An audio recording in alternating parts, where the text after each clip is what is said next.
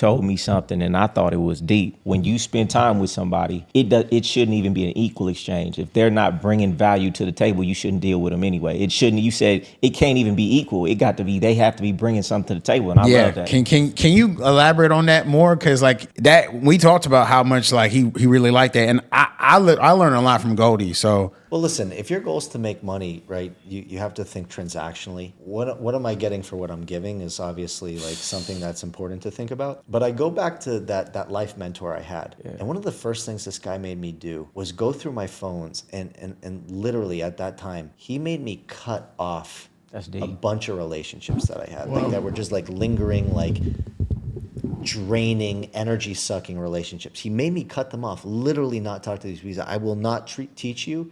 You are not going to advance in my program unless you have the intelligence and the ability to understand what I'm saying and why it's important. And I remember I went from having, 20 people I would bullshit with, connect with, go out for a drink with, and I just cut that out. Your bandwidth is super important. Yeah. The energy is super important. Like, everyone knows this whole thing, like, you're the average of the 5 people and shit like that, right? Yeah. One of the reasons, like, I like to stay alone a lot is just because it keeps my average a little bit higher, because I have a hard time finding people. Not that I'm some enlightened person. I'm just not confused as I once was. Yeah.